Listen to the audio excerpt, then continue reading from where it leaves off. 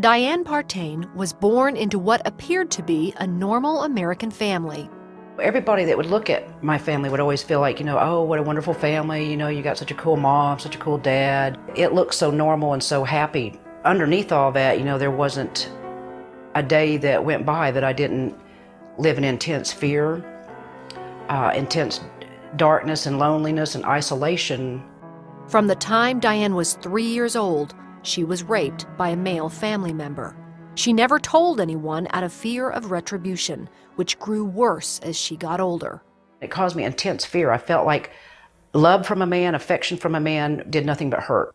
The sexual abuse caused me to be very confused about men. I felt like all men were hurting all women everywhere. I just all of a sudden made a decision because I was afraid of men and comfortable with women. Then I obviously was a lesbian. I hardly even knew what that meant. Actually, I didn't really ever put a title on what I was feeling for many years because I didn't really know how to describe it. I just knew that I didn't feel safe with men. I did feel safe with women, and I wanted to be with a woman. I didn't like who I thought I was. I didn't feel normal. I didn't fit in. I felt like if people knew who I was and what I was, they would hate me, that they would look down at me. And because of that, I started doing, like in high school, I started doing amphetamines. I started smoking pot. I started turning to all kinds of drugs just to numb that feeling that I was having inside, the feeling of like the fear of rejection. As an adult, she had several relationships with women, but deep down still hated herself. The first thing on my agenda would be to just find some drugs, start using, and all I did from sun up to sundown was just try to stay high, just try to use as much drugs as possible. In a desperate attempt for attention, Diana slashed her wrists. Even when the paramedics came, they looked at my wrist and they go, "This looks like a person that didn't really want to kill themselves, but is just angry and confused and just asking for help." And I looked at the paramedics and I told them, I don't really want to die. I just can't continue to live the way I am. The physical wounds healed, but the emotional scars remained. A new co-worker sensed her despair and persuaded Diane to come to church. Diane did, and asked Jesus Christ into her life. She rejected her homosexual lifestyle and stopped doing drugs. But it wasn't long until she was back to her old addictions. The self-hate ran so deep that one Sunday morning, Diane found herself begging God to end her life. I just prayed, God, I said, I'm not sure if it's a sin to kill myself, and so I don't want to have to do that, but I told him I couldn't take it anymore, that I couldn't live another day the way that I was. And I just begged him.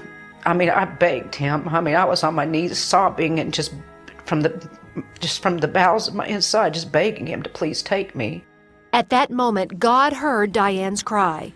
Diane says an overwhelming sense of love filled her heart.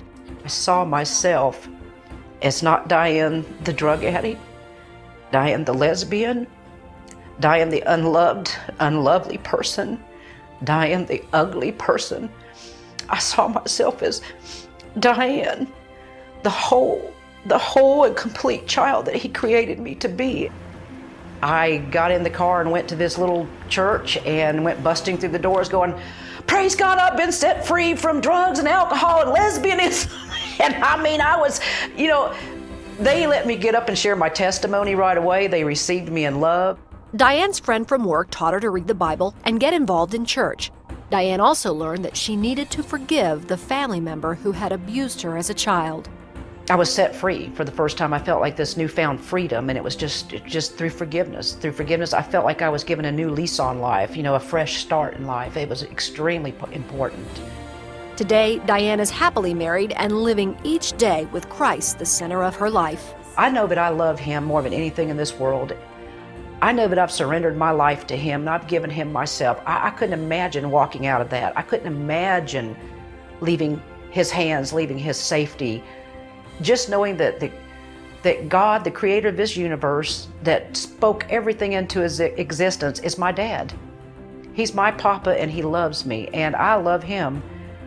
And there's nothing in this world that can compare to that, nothing.